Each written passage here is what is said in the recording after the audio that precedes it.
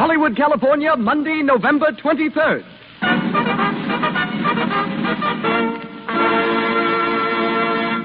The Lux Radio Theater presents Paul Muni in the story of Louis Pasteur with Fritz Leiber and Crawford Kent.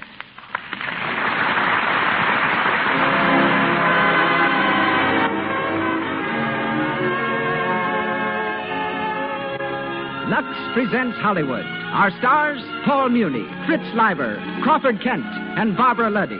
Our guests, Adrian, Hollywood's most noted designer, and William K. Howard, director. Our producer, Cecil B. DeMille. Our conductor, Louis Silvers. The makers of Lux Flakes, together with our stars and guests, welcome you all to another hour in the Lux Radio Theater.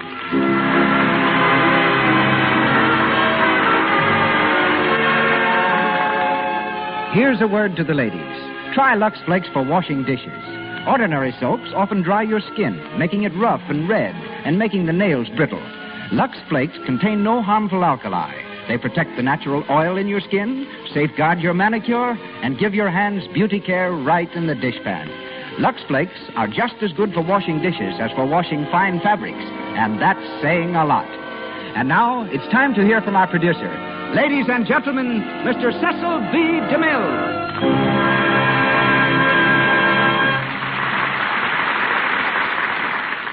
Greetings from Hollywood, ladies and gentlemen. Paul Muni is a paragon of paradoxes. Born in Vienna, he doesn't waltz. Trained in the Yiddish Art Theater, he's been playing the role of a Chinese in The Good Earth for the past 6 months.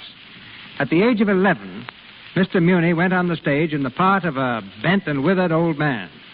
The whiskers he wore were obviously false. But he grew his own beard for the story of Louis Pasteur. And here are some sidelights on his sidelines.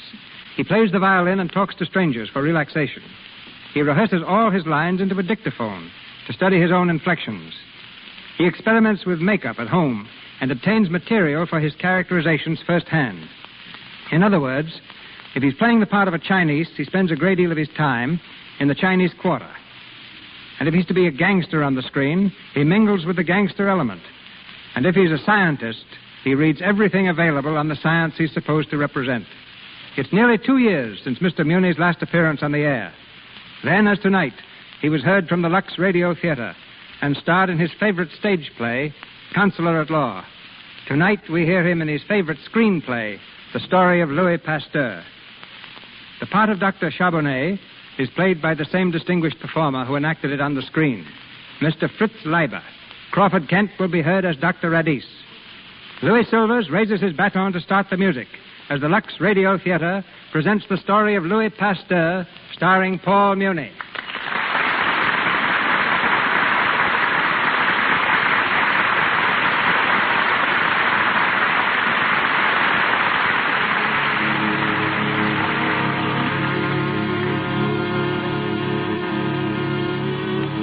Paris in the 1860s. We're in the laboratory of Louis Pasteur.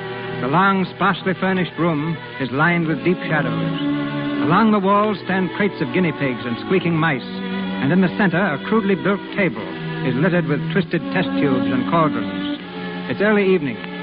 Under the garish light of an overhanging lamp, Pasteur leans over his microscope, his eyes glued to the black cylinder.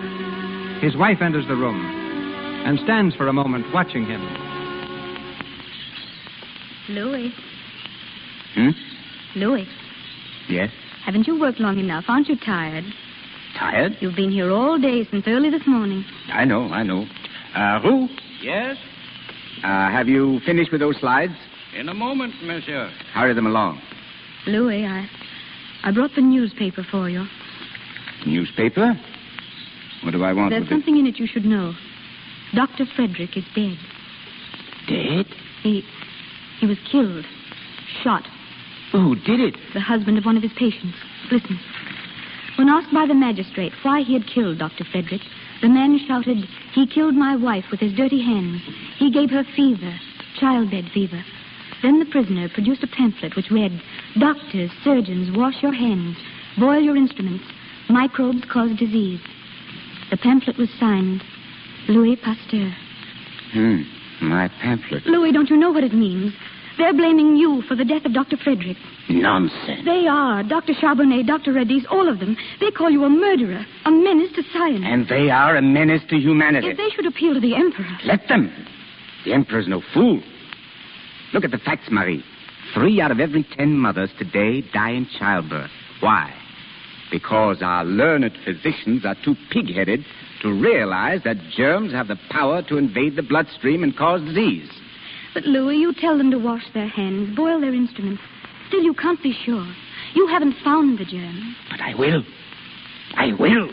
Papa? Oh, what is it, Annette? A letter for Papa. A messenger brought in the carriage. There were 2 soldiers with him. Louis. Give me the letter. It's from the Emperor. The Emperor? Then it's just as I thought. Charbonnet and Radice have gone to him. Quiet, my dear. It's not as you thought. Listen to this. At the request of the court chamberlain and the command of His Majesty Napoleon III, you are invited to a reception at the palace. Oh, Louis. A carriage will be sent for you at 8 o'clock next Thursday. A reception at the palace. Louis, what an honor. It is my chance, Marie. Radice, Charbonnet, Rossignol, they'll all be there. It is my chance at last.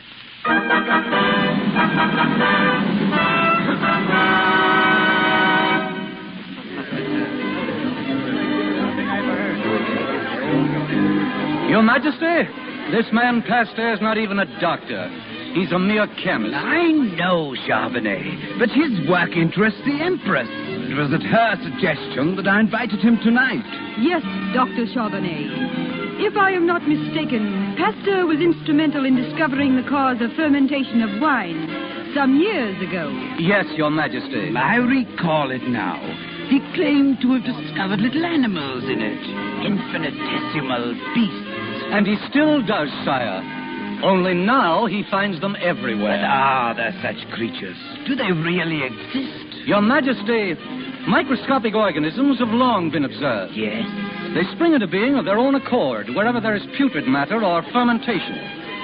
They are the result rather than the cause of disease. Oh, I see. By heating wine to a certain temperature, Monsieur Pasteur was able to destroy them. I presume he plans to cure blood poisoning in the same manner, namely, by boiling our blood. Heaven forbid. It's not unlikely, I assure you. Dr. Charbonnet, I'm afraid you exaggerate. I, too, have read Pasteur's pamphlet. It says nothing about boiling blood, merely to boil the instruments you surgeons use. Madame, if I did anything so absurd as to boil my instruments or scrub my hands, they'd think I was a witch doctor resorting to charms and laugh me out of the hospital. That would be a novelty, monsieur. Most people who go to hospitals are carried out dead. Your Majesty. What is it? Monsieur Louis Pasteur has arrived, Your Majesty. Oh, yes. Show him to the East Room and ask him to wait for me there. Yes, Your Majesty. Charbonnet, find Dr. Rossignol and Dr. Radice and any others who might be interested. We'll see Pasteur together and discover for ourselves whether the man is a genius or a charlatan.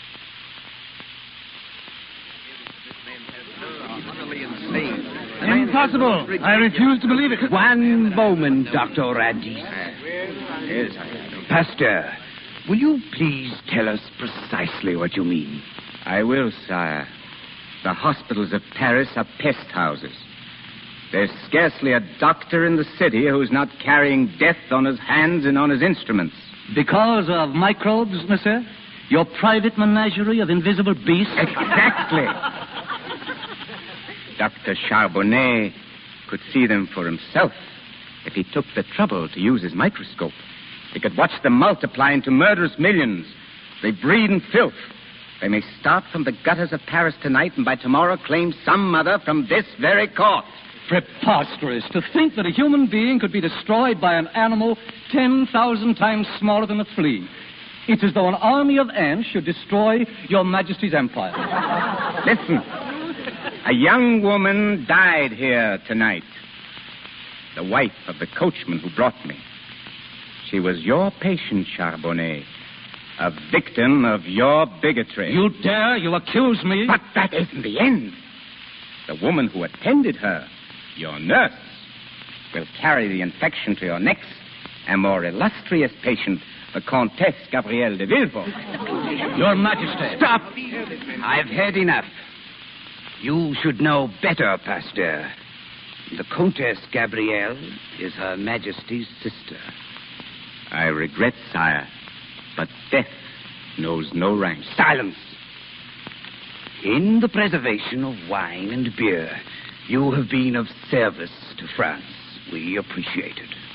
In the future, you will confine your work to that field or suffer my displeasure. That will be all. Your Majesty. That will be all, Pasteur. Good night, Your Majesty.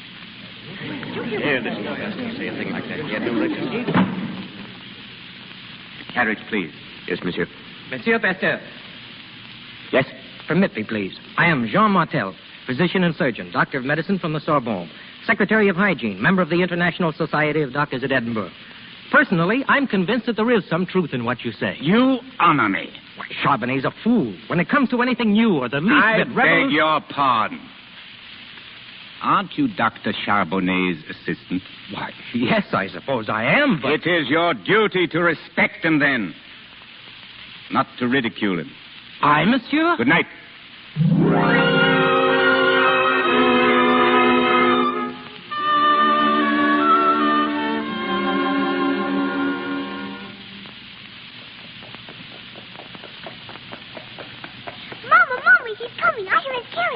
Quick, Annette. Run and open the door for him. Yes, Mama. Oh, you will light the candles on the cake. 38. Only 38, and all ready to have done so much for the world. She's coming. Open the door, Annette. Happy birthday! Happy birthday! What? Oh. Thank you, my dear. What's the matter, Papa? Louis, Yes? is anything wrong? You'll have to pack, Marie. We're leaving Paris tomorrow. Tomorrow? Louis, what's happened? I've stepped too hard on the toes of our doctors. I've insulted the Academy of Medicine. They forbid me to work on human diseases. We must leave here, Marie.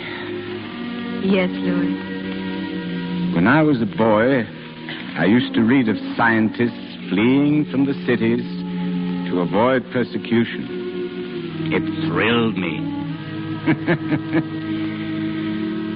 I didn't realize what a nuisance it was. But, monsieur, perhaps you might better apologize to the Academy. A few lines. Take back what we know is true.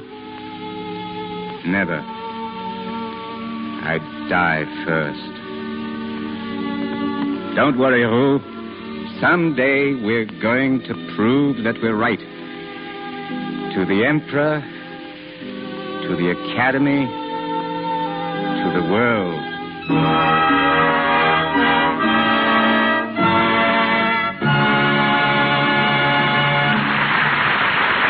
a moment, we will continue with the Lux Radio Theater presentation of Louis Pasteur, starring Paul Muni. But now we're going to the stockroom of Columbia's Wardrobe Department on Gower Street. A seamstress is taking one of our new assistants through the department, showing how and where the dresses and coats are kept. Now, over here are Irene Dunn's dresses. These are the ones she wore in Theodora Goes Wild. We might as well take the pink one out. It's got to be washed before we make it over for another picture. Washed? Why, can you wash a dress like that? Oh, yes. They were 15 days making that particular scene. And I know that dress has been washed at least 3 times. Well, I didn't believe you could wash that kind of material. Oh, my, yes. It washes beautifully in Lux Flakes. Of course, we wouldn't risk it in anything else. You see, these clothes are worth a lot of money, and we can't take chances. They've made Lux a rule here in the wardrobe department. You better keep that in mind, too. Always see that there's plenty of Lux. Now, on this side over here... All the big Hollywood studios use Lux Flakes for washing fine fabrics because they've discovered it's the sure, safe way to keep them looking like new. Lux contains no harmful alkali, and with Lux, there's no harsh cake soap rubbing. Even the sheerest materials that are safe in water alone, you can put into gentle Lux suds with perfect assurance. Try it for all your precious washables, your silks, rayons, woolens, and fine cottons. You will love the way they come out of Lux, clean, fresh, and brand new looking. And once again, Mr. DeMille.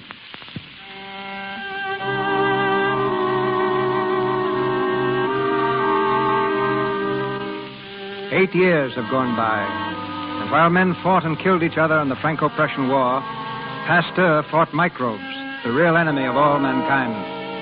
The war is over now, and the government, hard-pressed to meet the heavy indemnity imposed by Prussia, has turned its attention to rebuilding the ravaged countryside. A devastating plague, anthrax, is destroying the livestock of France, the government's chief source of revenue. In only one small province, the district of Arbois, is there any immunity to the dread disease?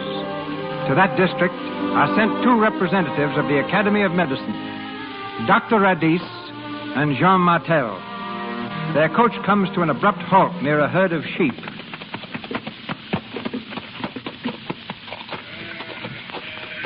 Look at that herd, Dr. Radis. They seem to be healthy enough. Luck, that's all. Pure luck. These fields have become immune. Yes, but how? Why? Oh, my dear Martel, such questions are beyond the scope of science. When you ask me how or why, I must refer you to the theologians. Thanks. I'll ask at this farmhouse first. Well, Martel, don't waste your time. Asking questions is never a waste of time. Oh, but my dear fellow... That is the future of France. Our whole financial structure lies in the health of our livestock. If we're to meet our indemnity, we must have a source of income. Oh, good morning, monsieur. Oh, good morning. Good morning. I'm sorry to intrude upon you. I'm Dr. Jean Martel. This gentleman is Dr. Radis. We were sent here by President Thiers to discover, if possible, why your sheep have escaped the plague. Oh, you're quite welcome. My name is Annette. Annette Pasteur. I'm sure Father will be delighted to see you. Pasteur? Not Louis Pasteur, that chemist. Yes, monsieur. Will you come this way?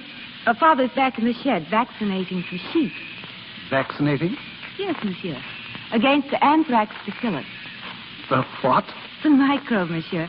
The germ that causes anthrax. Do you hear that, Martel? The germ. What? Oh, yes. You seem to be very well informed, Mademoiselle Pasteur. Oh, thank you. I couldn't help but know something about it. Oh, Father, there's someone to see you. Oh, good morning, monsieur. Dr. Martel and Dr. Radis. Dr. Rat. Yes. So, Monsieur Pasteur, you are now the savior of the sheep, eh? Very interesting. You remember Pasteur, Martel?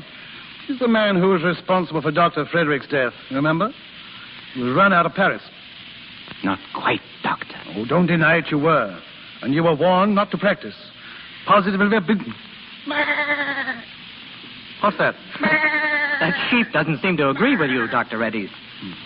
A prophet is never without his followers, it seems. But rarely such intelligent ones. These animals know what's good for them. Perhaps you'll tell me what's good for them. I'd like to know, too. Roux! Yes, monsieur? Come here. Roux, will you try to explain to Dr. Radis just what we're doing? He's a member of the Academy of Medicine, so you'll have to use very simple language. We are convinced, Dr. Radis, after 8 years of experimenting, that this vaccine, when injected into the animal, will set up an immunity. Ridiculous. It would take 80 years to convince me. 80? Aren't you a bit optimistic? Well, the simple truth of the matter is that your fields are immune. It's impossible for sheep to be stricken in this neighborhood. And when I make my report to the Agricultural Board, I'm going to advise that all healthy cattle be moved to this district. No, you can't do that. I tell you, these fields are raging with contagion. They'll die by the thousands. Bah! Oh, come along, Martel. I've heard enough. Dr. Radis. Well, are you coming? No. I'm going to stay. Very well. Sit on. Still disobeying your superiors, eh, Dr. Martel? Why, I didn't think you remembered me. At the palace. The night I told the Emperor Comtesse de Villefort would die. You were right. She did die. Charbonnet's never forgiven you. It's a pity. May I ask why you want to stay? I'm no longer an idle courtier, monsieur. I work for the government. My job is to help the farmers of France. So, well, if you don't mind, I'd like to work with you, monsieur. Annette? Yes. Come here, dear. Ask your mother if we have room for a guest. Oh, yes, I'm sure we have. I'll see. Excuse me, monsieur. My daughter blushes a pretty color. She's a very pretty girl, monsieur. Oh. Mm-hmm. So, you want to render your country a real service, is that it? Why, yes. Yes, I do. If you've discovered a vaccine against anthrax, it's my duty to make it known. You think the Academy would be interested? If you can convince me, monsieur, I should be honored if you'd allow me to convince them. Thank you. Come along, Marcel.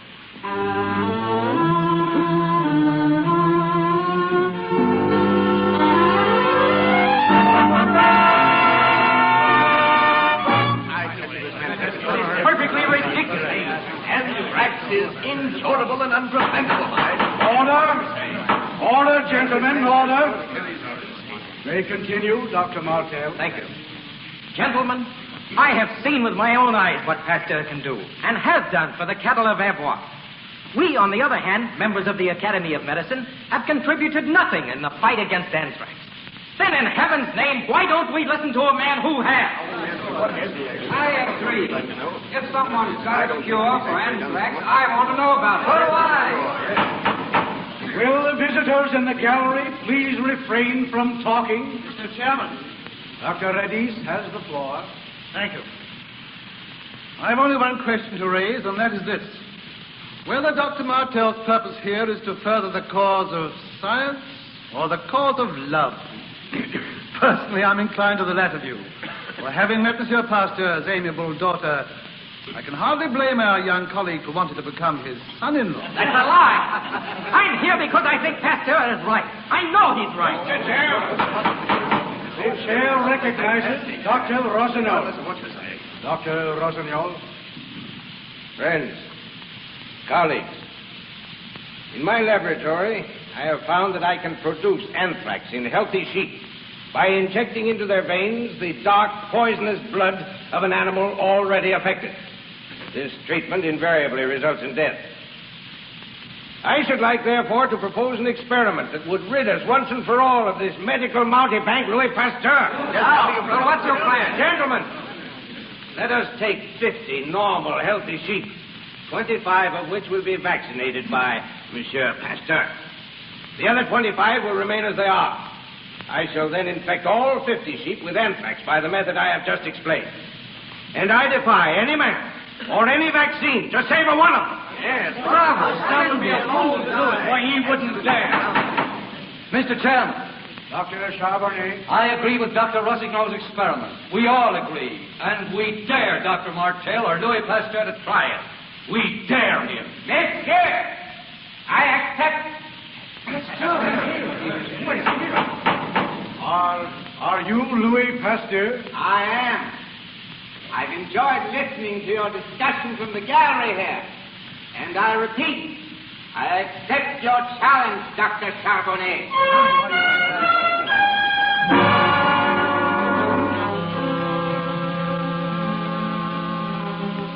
The experiment has been carried out. 50 sheep, all of them infected with the deadly anthrax bacillus. Half of them vaccinated by Pasteur. Will Pasteur's sheep live? Will the vaccine immunize them against anthrax? From all the world over come scientists to witness the experiment. They mingle with the peasants in the fields at Arbois. Suddenly a cry goes up. The unvaccinated sheep are dead. Then another cry, which heralds the success of the experiment. Pasteur's sheep are alive. They have resisted the disease. Anthrax has been conquered. Well, Dr. Rossignol, are you convinced? Alive. All of them. Why, it's almost unbelievable. Monsieur, I offer my apologies. Annette, it worked. At last, it's a triumph, monsieur. Yes, and for you too, my boy. Congratulations. For me? I'm not wrong, am I, Annette? Well, John, we're going to be married, Father. Well, I thought so. The day he arrived, I thought so. Monsieur Pasteur. Yes? May I congratulate you, sir? I've come all the way from Edinburgh to watch this experiment. Thank you. Thank you, monsieur. My name is Lister. Lister? Dr. Lister? I feel it a great honor to be present. The honor is mine, monsieur. I'm well acquainted with the work you're doing on antiseptics. Thanks to you and your brilliant leadership.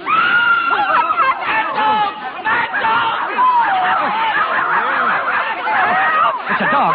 There's a mad dog loose. Jean, take Annette to the carriage. Quickly. A man has been bitten. They've shot it. Yes, too late. Take him to the blacksmith. Take him up there. To the blacksmith. To have a red-hot iron burned deep into his flesh. Oh, poor fellow. All the doctors in Europe couldn't do more for him. If he doesn't get rabies, even after the cauterization, he'll be very lucky.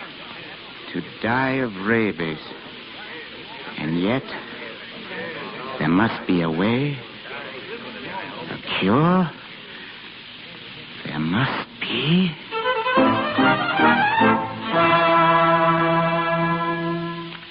Louis, please sit still and eat your dinner. It's after 11 and you haven't had a bite to eat all day. But they're waiting for me in the laboratory. We're working, my dear. Let them wait.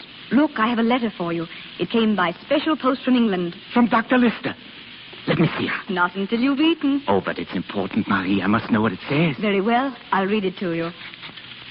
Dear sir, my observations lead me to believe that you are a scoundrel. What? I am told that in the year you've been in Paris, you've become a slave driver to your assistants, that you neglect your wife, abuse your family. Come, Marie. This is no time to joke. Very well. I'll tell you what he really says. Your recent paper on the known sources of infection is admirable in every detail. Ah, a very clever man. Listen to this. Forgive the frankness with which a common love of science inspires me. I embrace you. My fellow workers in Brussels and Prague report that their hospitals are rapidly becoming safe. Mothers can go to them without fear. That's where our Annette should be sent to have her baby. I must tell Jean. Listen, there's more. I do not hesitate to acclaim you the most valuable man yet to enter the field of science. Good Lister. You see, Marie? Now I must work and work and work. Louis, what was that? Nothing, Marie, nothing. Down in the laboratory, I heard it. What is it? What is it? It's a dog. A mad but dog. It's all right, Marie. We have a mad dog down there, but... Please, Louis, please, not hydrophobia. Don't work on hydrophobia. I may as well tell you, Marie. I've been trying to discover a cure for months. I've pledged myself to wipe it from the face of the earth.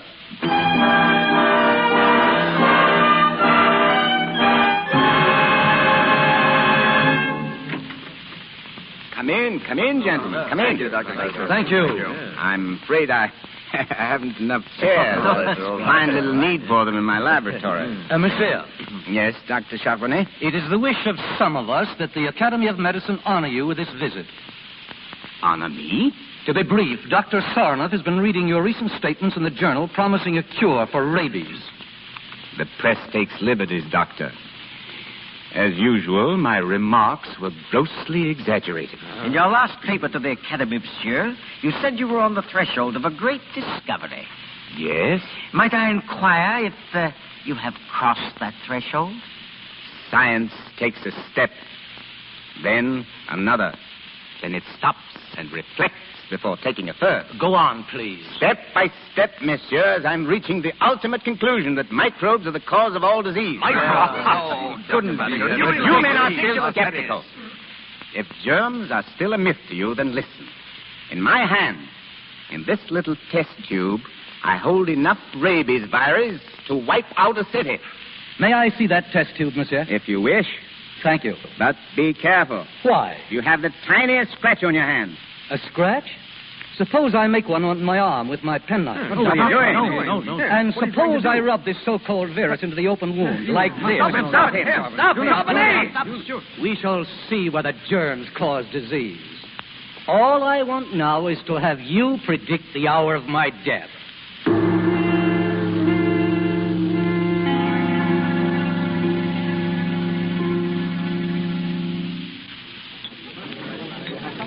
There's Charbonnet now, sitting at the table. He seems to be enjoying his beer, too. Strange for a dead man, eh? Well, Charbonnet, how do you feel today? Very well, Dr. Redis. And you? It's over a month now. According to Pasteur, you should be in your grave. The more germs I've given, the better I feel.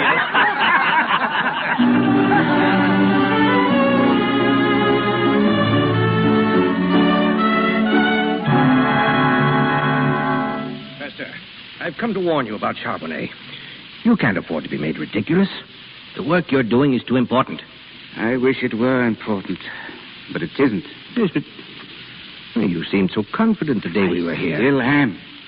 Every animal that was vaccinated with the contents of that test tube died, except Charbonnet. For some reason, he was able to resist the disease. Why, I don't know. Are you sure it was the same tube? Positive. It was the only specimen I had. You may have let it stand too long. You told me once that germs grow weaker, less virulent with age. Wait.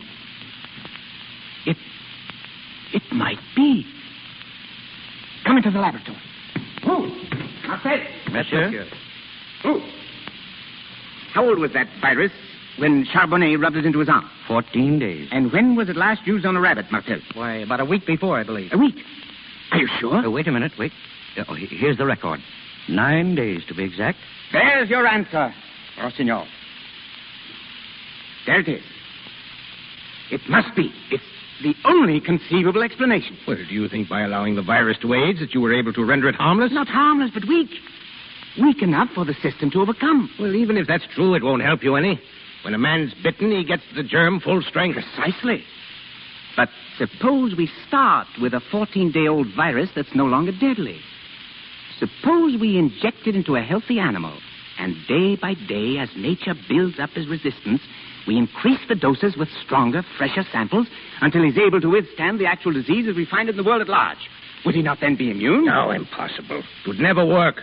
If the first injection didn't kill him, the second would, or the third. Marcel. Yes, monsieur. Where are those tubes you've been preparing? Right here. They're all in order. Each one is dated. Here we are. 14 days. How many dogs have we left? 10. Are they well? Healthy? In perfect condition. They've never been exposed. Give them hydrophobia. Monsieur. What? Give them hydrophobia.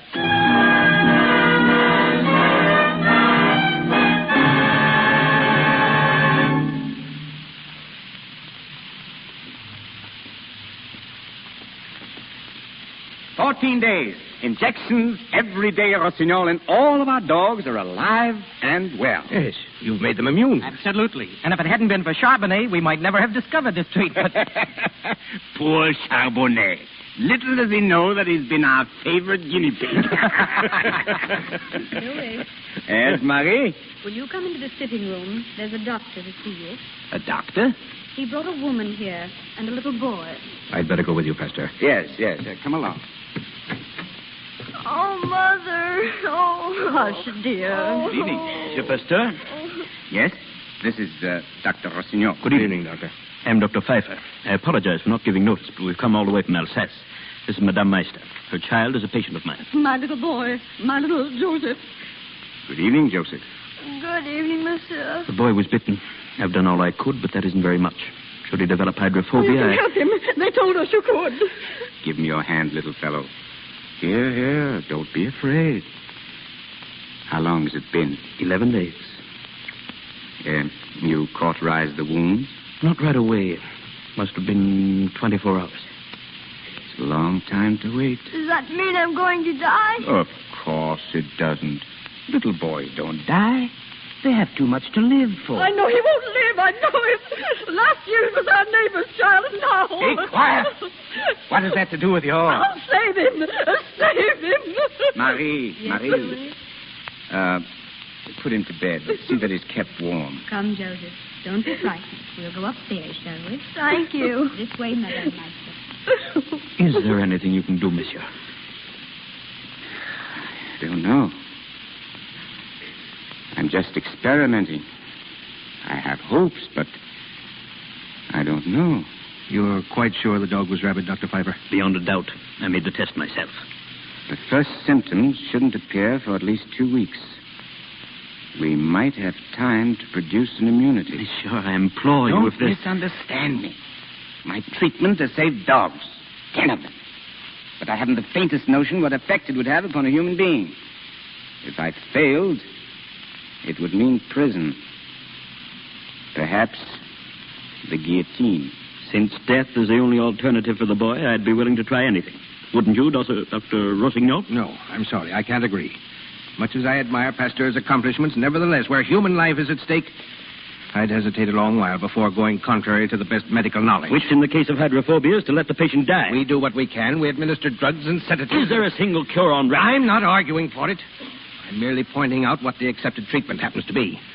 To embark upon a new course is always dangerous from a professional point of view and would be doubly so for Monsieur Pasteur, who is not a doctor and could expect no support from the medical profession. Not in this... For his sake, therefore, I strongly advise that nothing irregular be attempted. Good evening, gentlemen. Monsieur Pasteur, you're not going to listen to him, are you? A dog is one thing, but a human life, I don't know. Well, if you change your mind, don't hesitate to call me.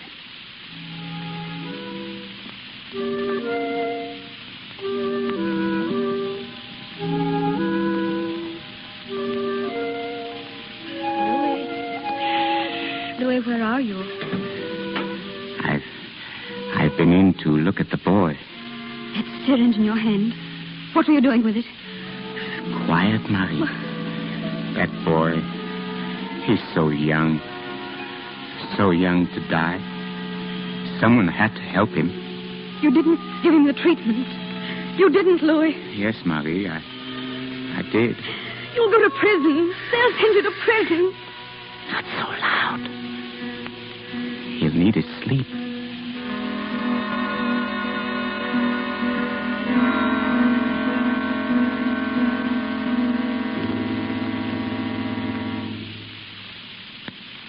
We pause for station identification.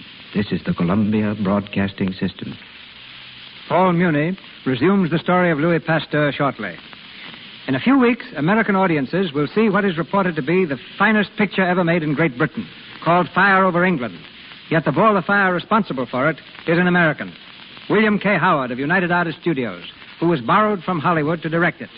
It was just 10 years ago that I met Mr. Howard at Paramount. He joined me later at the Mill Productions and has since directed films at Fox, Metro-Goldwyn-Mayer, and Paramount, turning out such hits as White Gold, Transatlantic, Rendezvous, and Mary Burns' Fugitive. It was Mr. Howard who directed Paul Muni's first picture, The Valiant. Ladies and gentlemen, William K. Howard. Now, thank you, Mr. DeMille, thank you. May I tell you how happy I am to meet you again and to appear on the same program with you and Mr. Muni? And may I congratulate you upon the success of that brilliant picture, The Plainsman, yours, that I had the pleasure of seeing last week. Thank you, Bill. Thank you.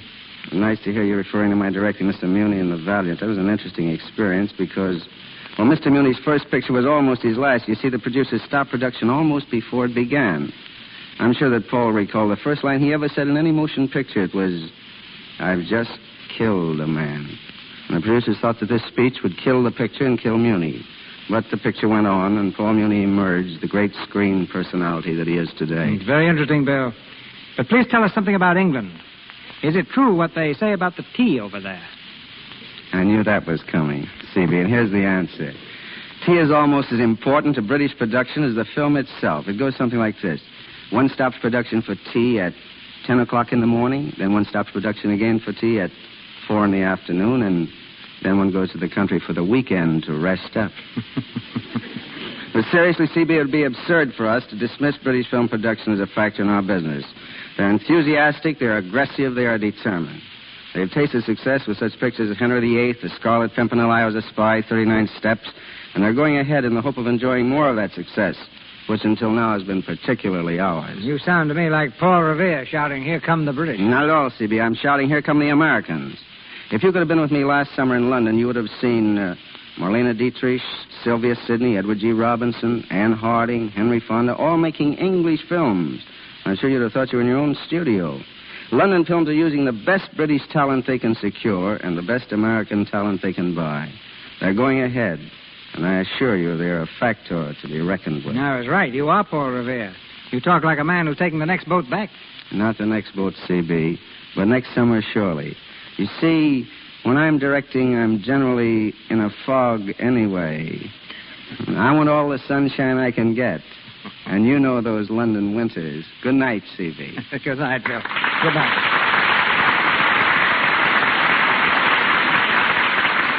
Back to the story of Louis Pasteur, starring Paul Muni.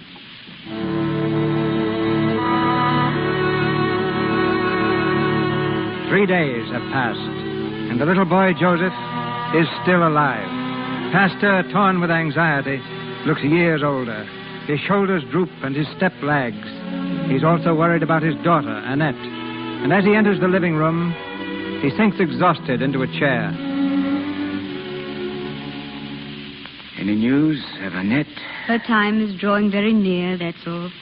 What does the doctor say? He hasn't been here today. I sent round for him. They said he was ill.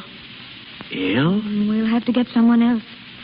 When it comes to the use of antiseptics, it's difficult to find one you can trust. I'll speak to Dr. Bedell in the morning. Louis, how is the boy doing? The third injection made him sick. He has a fever. A fever? What are you going to do? Do? Give him a fourth, a fifth, a sixth. If he lives. Marie, I've been lucky all my life. Luckier than I deserve. But if I fail now... You're not going to fail. He'll recover. And when he does, we'll go away. We'll take a long vacation. Roux, Martel, all of them. They need it more than we do. How fine they've been. How patient. They'll never know how grateful I am. And why don't you tell them? I will. I will. And you, Marie. You most of all. What have I done to warrant such devotion? Do you remember what you said when you asked me to marry you?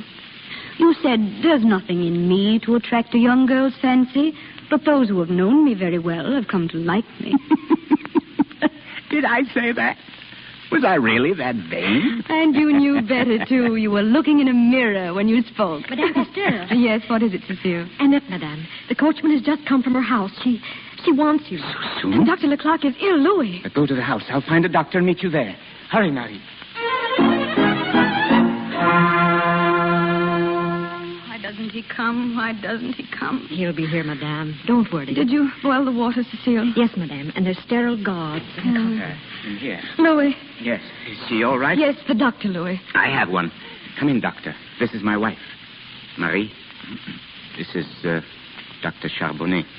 Charbonnet? At your service, madame, but only because Dr. Leclerc is indisposed and Dr. Bedell is away on a vacation, eh, Pasteur? Well, I had to have someone.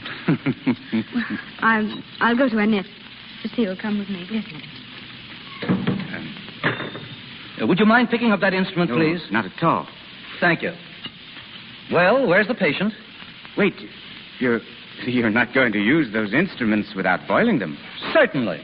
I say no. My dear Pasteur, I'm doing this as a professional courtesy. Then do it my way, please. I'm a little tired of doing things your way.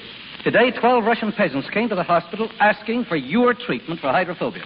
What has that to do with... They said you sent them. I did.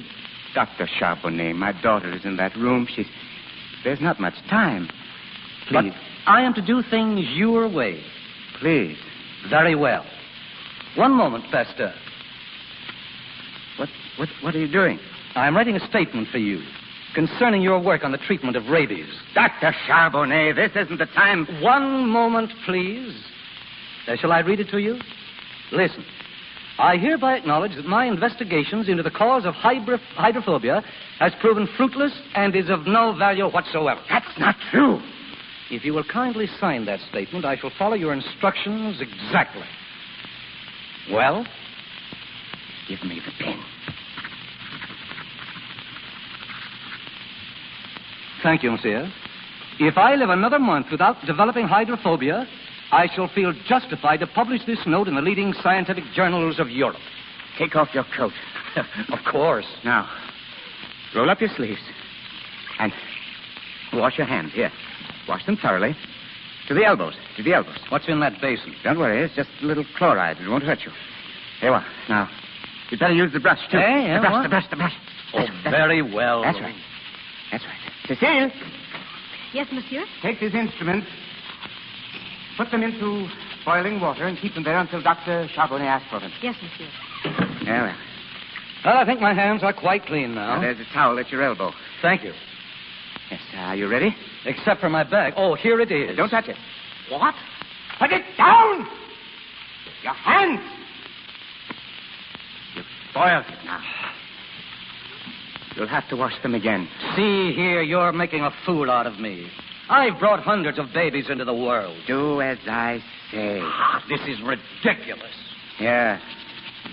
Thoroughly. Wash them thoroughly. Now, hold them up high.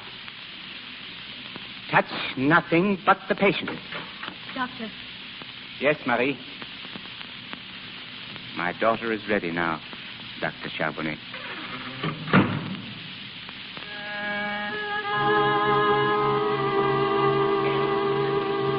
Louis, are you asleep? We have a grandson. Do you hear? A grandson. Louis, wake up. Dr. Charbonnet, come here. Louis. What's the matter? My husband, he doesn't answer me. Quiet, please. What is it, Doctor? He's not. No. He's had a stroke.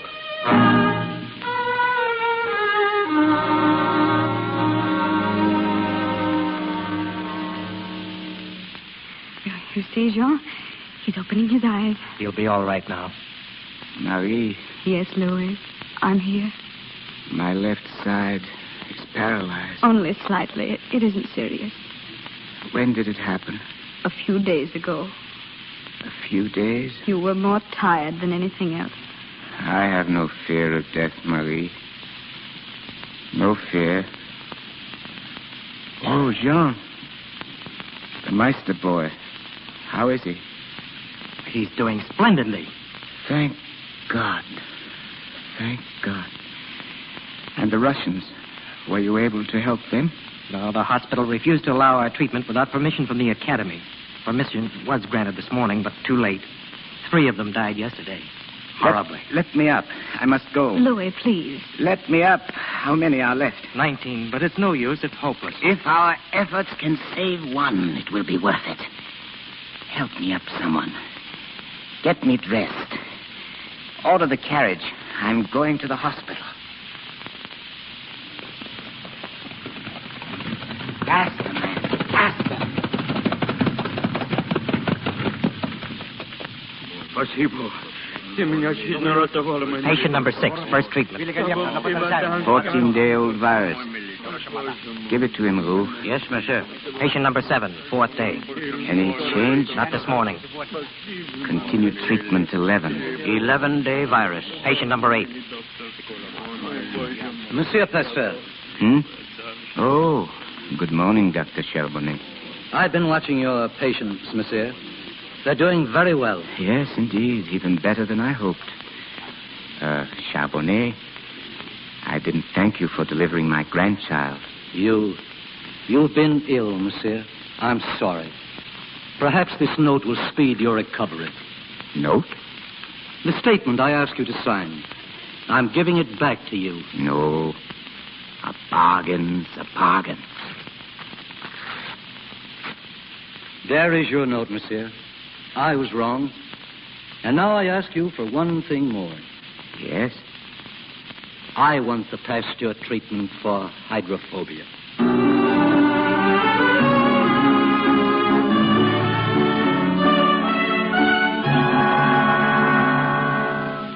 How is Monsieur Pasteur today? Oh, I don't know, Jean. He's so tired. He seems to have lost all interest. Did you tell him about the meeting at the academy tonight? No, but he won't go. He doesn't care very much. But they're expecting him. I know. Yes, I know. Tell him someone's going to refute his theories. He'll care about that. Perhaps. Where is he? In the living room with Joseph. I'd better see him. Joseph's mother's here to take him home. I'll wait at the academy. Louis, Madame Meister's waiting. One moment. Well, Joseph, You're going home. Yes, monsieur. Thank you. Come here. Can you write? Yes, sir. Would you like to write to me? Yes, very much. Then let me hear from you every month, won't you? Yes, monsieur. Now, don't forget. I'll be looking for your letter. Goodbye, Joseph. Goodbye. Goodbye, Mère Pasteur. Goodbye, dear. Well, I never thought he'd leave here alive, Louis. thank God that he did. Oh, by the way, Louis, Rue just told me that a foreign scientist is giving a lecture at the Academy this afternoon. He claims to have disproven your entire germ theory. What? Again? Who is he? What's his name? I don't know. Disprove my theory, eh? We've got to go. We'll see about that. Get your coat. We'll leave at once. At once. Come in, monsieur. You're just in time. They've arranged for you to sit on the platform. Courage, my dear. I'll be listening. This way, monsieur. Whom are they applauding? It's Dr. Lister from England. Lister? Lister to speak against me? Oh, here's the door leading to the platform. Now, your chair is over this way.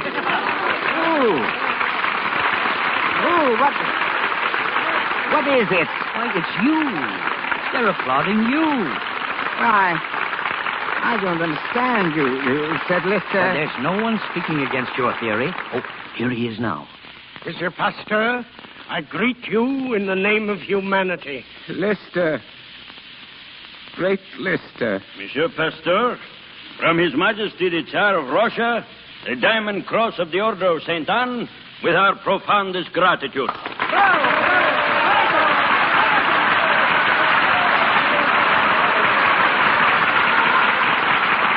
You young men, doctors and scientists of the future, do not let yourselves be tainted by a barren skepticism, nor discouraged by the sadness of certain hours that creep over nations. Do not become angry at your opponents, for no scientific theory has ever been accepted without opposition. Live in the serene peace of libraries and laboratories. Say to yourselves first, what am I accomplishing? Until the time comes when you may have the immense happiness of thinking that you have contributed in some way to the welfare and progress of mankind.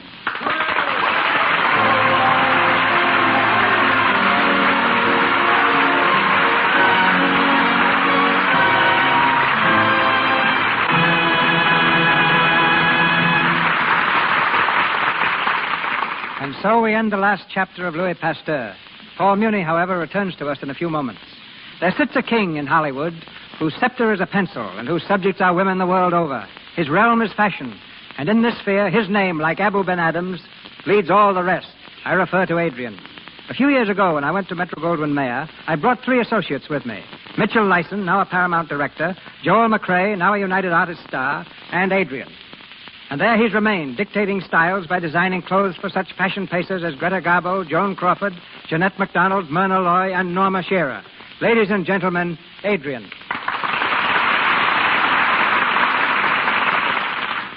Thank you. The best advice I could possibly give any woman who wants to dress well is summed up in 2 simple words. Be yourself. Women are inclined to drift carelessly into personalities they would like to be, rather than what they really are. There are women who just know their garbos, while actually their thoughts and characteristics are much more like Simone, or even at times like Shirley Temple. You will never be well dressed until the clothes you wear are the true reflection of your real self. That's sound advice, Adrian. But how does a woman find her real self? By observing herself intelligently and by dropping all insincerity. Women have acquired many affectations through years of confused associations. When they can push all that aside, they will see themselves simply, they will dress simply, look smart, and be attractive. Is it your opinion, then, that women should not be influenced by what they see on the screen? Only if they're smart enough to realize that many gowns in motion pictures are designed solely for dramatic purposes, and may be quite ridiculous in real life. Well, it's all very well to tell women that proper dress will do wonders for them. But suppose they don't have a great deal of money or a great deal of beauty. What then? Well, frankly, Mr. DeMille, a lack of money can be a distinct advantage. Women who must watch their budgets are much more apt to show better taste because their dresses must be more conservative for all-round wear. As for good looks, the women who lead fashion are rarely beauties. Girls like Joan Crawford, Greta Garbo, Carole Lombard, Kay Francis are not pretty from the accepted magazine cover standard, but they use their heads and are constantly doing the unexpected in their dress. The three most important pictures you've worked on recently, Adrian, are Parnell with Myrna Loy, Maytime with Jeanette MacDonald, and Camille with Greta Garbo. Do you expect these pictures to set any new style trends? Well, each is a costume film of about the same period. It may be that next spring you'll see ladies wearing bonnets like Garbo's, but they'll be dashing rather than prim. Dresses may have a bit of a bustle, and I wouldn't be surprised if shawls are worn next summer over evening gowns. I'm only guessing now, and that's a good signal to call a halt. Mm-hmm. I hope I've been as much help to the women in our audience as Lux Flakes are in protecting our wardrobe at MGM. Thank you. Good night, Adrian. Good night. And now tonight's star, ladies and gentlemen, Paul Muni.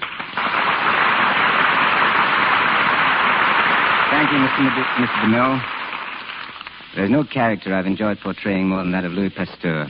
When we stop to think what this lone man contributed to society, it makes the best of us feel a little insignificant and useless. Mr. Muni, now that The Good Earth is almost finished, what do you plan to do next? Well, I have 2 pictures to make. Escadrille for RKO, together with Miriam Hopkins. And then The Truth is on the March for Warner Brothers. The latter is based on the unforgettable document of Emile Zola's book, I Accuse. I'd like to talk more if I thought I had something really interesting to say, but I'm what is known as poor copy.